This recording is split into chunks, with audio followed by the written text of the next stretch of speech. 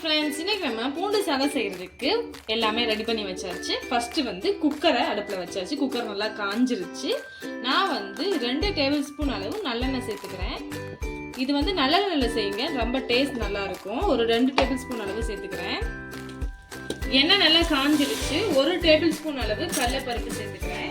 இது கூட வந்து 1 டேபிள் ஸ்பூன் அளவு உளுந்தம் பருப்பு சேர்த்துட்டு நான் வந்து இது நல்லா பொரியட்டும். பொரிஞ்சதுக்கு அப்புறம் லைட்டா பொரியிட்டு இப்போ வந்து நான் வந்து ஒரு பெரிய சைஸ் வெங்காயத்தை கட் பண்ணி வச்சிருக்கிறேன். அதை இப்போ நம்ம சேர்த்துக்கலாம்.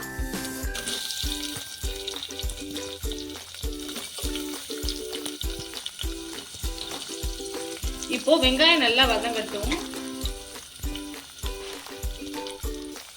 இப்போ இந்த வெங்காயம் வதங்கிறதுக்கு நான் வந்து ஒரு 1/2 டேபிள் ஸ்பூன் அளவு உப்பு சேர்த்துக்கிறேன். இப்போ இதெல்லாம் வெங்காயம் எல்லாமே நல்லா வந்து நம்மளுக்கு வதங்கி வரட்டும்.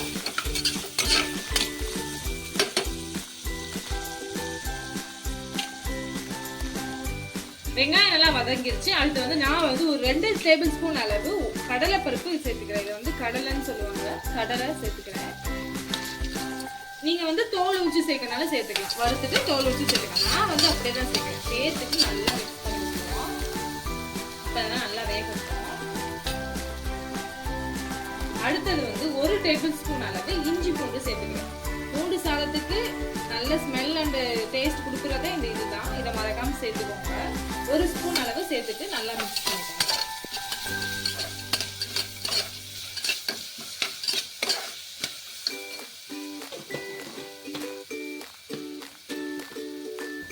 இப்போ பார்த்தீங்கன்னா இஞ்சி பூண்டோட பச்சை வாசல்லாம் போயிடுச்சு. நான் வந்து ஒரு 20 போல சின்ன சின்ன பூண்டு தான், அதை எடுத்து உரிச்சு கட் பண்ணி வச்சிருக்கிறேன். இதை இப்போ நம்ம சேர்த்துக்கலாம். சேர்த்துட்டு நல்லா வதக்கி விடணும். இப்போ பூண்டு நம்ம சேர்த்து வெங்காயம் எல்லாம் நல்லா வதங்கி வரணும். ஒரு 2 நிமிஷம் போல நல்லா வதங்கி வரும். அப்பதான் வந்து அந்த சாதத்துக்கு வந்து நல்ல ஃப்ளேவர்ஃபுல்லா இருக்கும். நல்லா வந்து வதக்கி விட்டுருவோம். நம்ம சேர்த்த பூண்டு வந்து ஓரளவு வதங்கி வந்துருச்சு. அடுத்து வந்து நான் வந்து ஒரு பெரிய சைஸ் தக்காளி கட் பண்ணி வச்சிருக்கேன். அதை இப்போ நம்ம சேர்த்துக்கலாம். சேர்த்துட்டு கூடவே ஒரு கைப்பிடி அளவு கொத்தமல்லி எடுத்து வச்சிருக்கேன். கொத்தமல்லி வந்து தாராளமாக சேர்த்துக்கோங்க. நல்லா செம்ம டேஸ்டா இருக்கும். எல்லாம் சேர்ந்து நம்மளுக்கு வதங்கி வரும்போது மனமும் சரி சுவையும் சரி. அதனாலதான் நல்லா சேர்த்துட்டு நல்லா வதக்கி விட்டுக்கோங்க. தக்காளி வந்து நம்மளுக்கு நல்லா வதங்கி வரணும். ஒரு 2 நிமிஷம் போல ஸ்லோ ஃப்ளேம்ல வச்சு நல்லா வதக்கி எடுத்துக்கோங்க.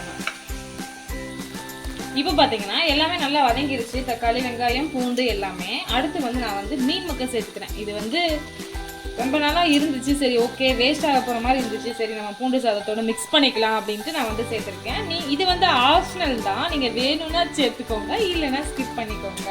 என்கிட்ட இருந்துச்சு, ஸோ வேஸ்ட் ஆகிருன்றதுக்காண்டி நான் வந்து சேர்த்துருக்கேன். இப்போ மீன் மக்களை சேர்த்து நல்லா ஒரு மிக்ஸ் பண்ணுவேன்.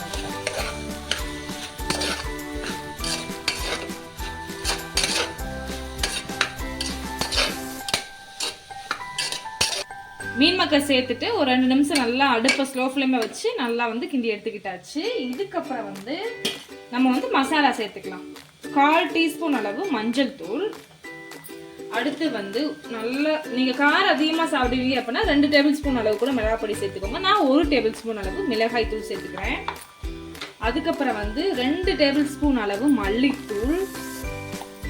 கூடவே இதுக்கு கொஞ்சம் டேஸ்ட் கொடுக்கறதுக்காண்டி நான் பிரியாணி பொடி வந்து ஒரு டேபிள் ஸ்பூன் அளவு சேர்த்துக்கிறேன். சேர்த்துட்டு நல்லா மிக்ஸ் பண்ணிக்கோங்க. பிரியாணி பொடி ஆப்ஷனல் தான், உங்கள்கிட்ட இருந்தா சேர்த்துக்கோங்க, இல்லைனாலே இது டேஸ்ட் நல்லா தான் இருக்கும். சேர்த்துட்டு நல்லா ஒரு மிக்ஸ் பண்ணி விட்டுருங்க.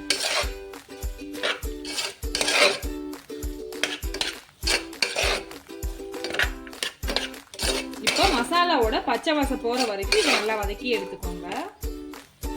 வந்து கொஞ்சமா தண்ணி சேர்த்து நல்லா வதக்கி எடுத்துக்கிட்டு, தண்ணி வந்து உங்களுக்கு தேவைன்னா சேர்த்துக்கோங்க. இந்த பாருங்க நல்லா வதக்கி எடுத்தாச்சு.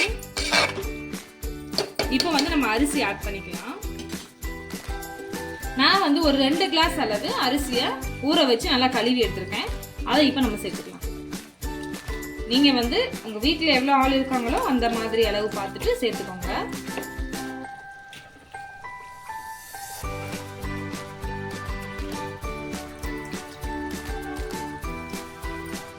நான் வந்து 2 கிளாஸ் அரிசிக்கு 4 டம்ளர் அளவு தண்ணி சேர்த்துக்கிறேன்.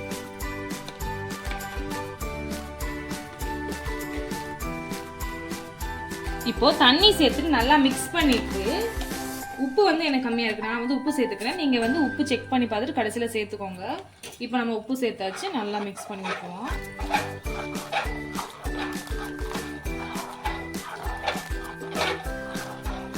இப்போ இதை மூடி போட்டு ஒரு 4 விசில் போட்டு எடுத்துக்கலாம். அவ்வளோதாங்க, சாதம் வந்து ரெடி ஆயிடுச்சு. 4 விசில் போல் விட்டு எடுத்தாச்சு. பாருங்கள் எவ்வளோ உதிரியாக அழகாக செம்மையாக வந்துருக்குன்னு. டேஸ்ட்டும் செம்மையாக இருக்கும். நீங்கள் கண்டிப்பாக ட்ரை பண்ணி பாருங்கள். நம்மளுக்கு வந்து சாதம் குலையவே இல்லை. நீங்களே பாருங்கள் எவ்வளோ அழகாக உதிரியாக அழகாக வந்திருக்குன்னு சொல்லிட்டு நீங்கள் கண்டிப்பாக ட்ரை பண்ணி பாருங்கள். உங்கள் ஃப்ரெண்ட்ஸ் அண்ட் ஃபேமிலிக்கு செஞ்சு கொடுங்க. வீடியோ பிடிச்சிச்சுன்னா லைக் பண்ணுங்கள், ஷேர் பண்ணுங்கள். மறந்துடாமல் என் சேனலை சப்ஸ்கிரைப் பண்ணிடுங்க. தேங்க்யூ.